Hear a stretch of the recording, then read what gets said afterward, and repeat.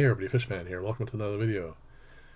A couple weeks ago, while I was waiting for some supplies and materials to come in, and just after I had put together those round acrylic pots that I was going to use for the immersed trials to see if soil would leach into the aquarium and give a little bit of boost to the aquatic plants, I thought I would do a little bit more experimentation with my hydroponics slash aquaponics stuff that I've been toying with for the last little while. I know I originally intended on leaving this until after I got some results from those small round pots, but I figured, but the only thing that was going to go wrong with them would either be how far into the aquarium they were going to go, in other words, how much hydration they're going to get, and also possibly some of the choices for plants. So I thought, because this system here is really adjustable as far as how much water is going to go through it, I would just go ahead and, well, not build the whole system, but build one tray. So that's what I'm going to do here, and I also want to make use of the old rainforest build. I had pretty much decided to scrap that, so I had those nice trays, those two of them there, and they're 1 foot by 1 foot, and I thought, well, that's really a nice size.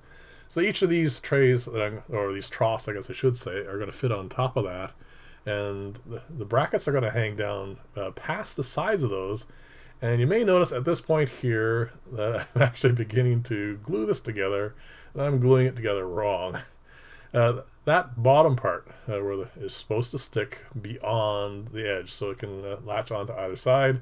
But fortunately, if you're quick enough and spot these things, you can just pop that right off like that and then re-glue it. And it's actually doesn't really interfere with the quality of the weld that you're going to get. It does leave a little bit of a ugly smear on the bottom, as you can see there, but if I really wanted to get rid of that, it's simple enough to sand that off and polish it down. But again, this is just a quick test, so it doesn't really matter what it looks like. So I thought I'd leave that in there, let you know that sometimes you get busy doing things and you mess up. So I want to show you the end here just to show you that the weld, there you go, the weld still turns out really quite nice, and all you can see is that, well, the ugly smear on the end there. So I'm going to reuse those trays, and as I said, there's going to be 3 of these if I end up liking how this all works, and that will give me, well, a fair number of pots that I can put into each of these. They're not going to be round, of course, because this is nice and square, so I'm going to build small 3 by 3 by 3 square little pots that are going to fit in this, and they're going to have a great many holes drilled on the ends. So they're going to be relatively snug fitting in here, but it's going to hopefully allow a lot of water to flow through. So do not use up too much of the internal space. I am going to take these fittings. These are actually recycled as well. I think they came off of the rolling drum filter I put together, and I'm just going to use, once they're screwed together and I have 2 pipes in there, it just holds it really nicely, and it's easy to cut them off from the bandsaw. I know normally I do this in the lathe, but this is actually a lot quicker, and I don't have to do any setups or anything for it. It's just a simple matter of just running it through. And then what I can do if I don't like the end of the look of it, like this here, this is a bit rough, I can just take a bit of sandpaper or the belt sander and sand that off in a few seconds. So it is really easy to make it look nice as well. So these are like the trays individually. You can see there's enough room for 2 more of these, and they're going to fit on here like this. That way they're not going to be able to slide either way. And then these fittings won't take up too much space on the inside, and it's just a matter of an input and an output. Now the problem with it is when I put this together, I realized I'm going to use a pump which is rated for 3 of these, and I'm only going to use 1. So this is going to be far more water going through this than than I can hold, basically. But that's fine too. Again, I wanted to test this out. I wanted to see what kind of flow I'm going to get through it, and that was a perfect way of doing that. Simply just try it and see what I get out of it. And one of the things that happens sometimes with these plastic fittings is, even though they're rated to go into each other all the way, sometimes they just don't, and they need a little bit more encouragement. And in this case, of course, just a pair of vice grips. So that's going to tighten down nicely. Again, I am not siliconing any of these in place because whenever I do tests, I like to be able to remove and reuse as much of the materials as possible. And this is just another example of that. So this is the size of the trays, and you can see they're going to have an awful lot of holes. I made as many perforations as possible and still, keep the integrity of the piece. And again, it's just because I want a lot of flow through this, and I want to be able to pull pots out, make changes to what kind of materials are inside it, and pop them in and out and try stuff out. So that'll give me a lot of chance for that as well. Now, again, I had not really figured out too much in the way of what's going to go in this because, well, I'm not entirely sure what I want to grow, to tell you the truth. I've had a number of suggestions. One that I think I will try, which is sweet potato. I haven't picked any up yet, but I've seen a number of channels and a number of people have recommended it. And I do want to give that one a try because it does look really nice just to start off with. And again, it's just, like I said, I'm looking for suggestions, actually, if you guys have any ideas of what you want me to do. In this particular case, I am going to use green onions because, first off, they're easily available where I am. And secondly, I know onions in general don't mind a lot of extra water around the root. So that should work out pretty fine for this.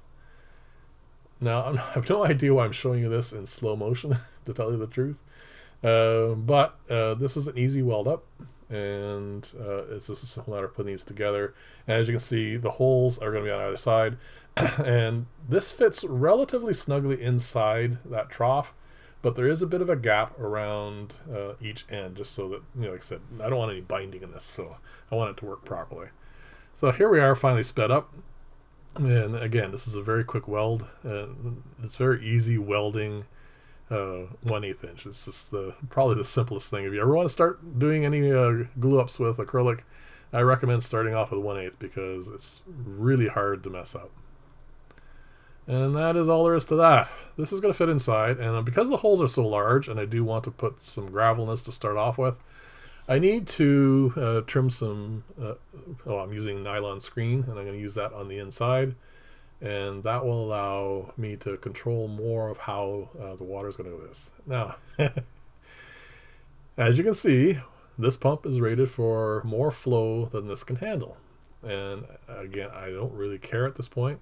It will overflow on the sides, especially when I put the pot in that's, has gravel and soil. I'm going to put a little bit of soil. As you'll see as we go along, it's not a whole lot.